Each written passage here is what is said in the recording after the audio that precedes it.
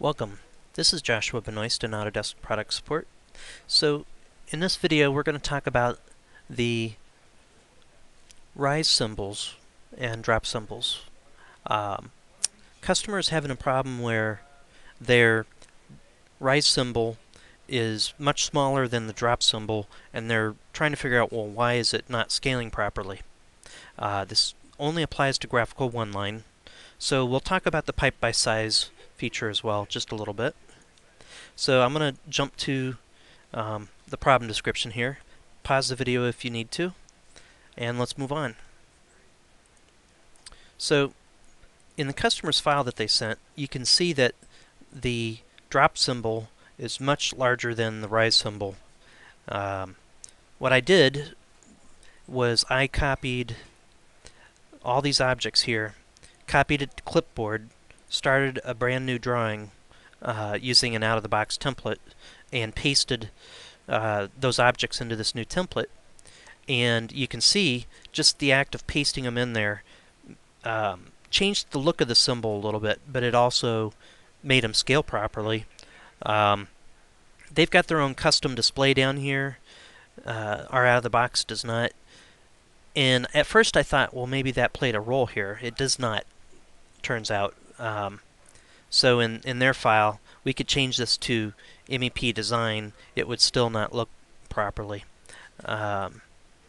So first, let's talk about the pipe by size feature.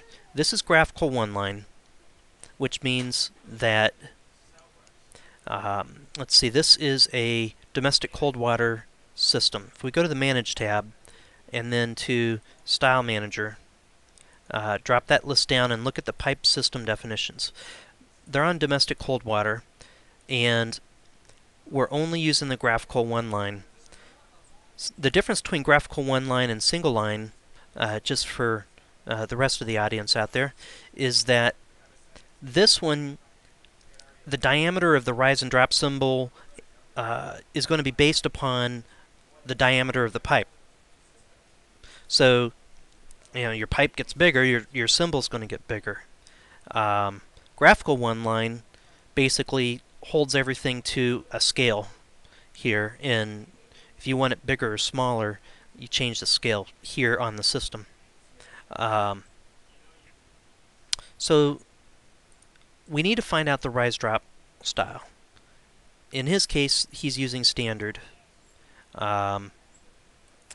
Same way in his drawing. It was standard in there as well. So I'm going to cancel out of here.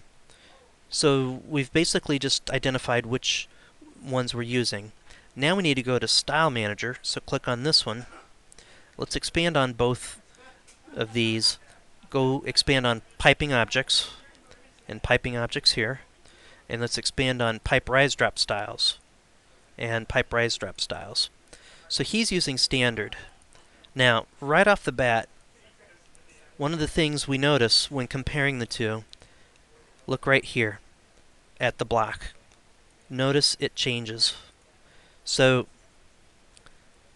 that's the cause of the difference in scale. So we need to understand these block symbols that we've selected here out of the box. You'll notice that the two lines, both of these two-line ones, does not use the underscore edge type of blocks symbols. So let's go down this list.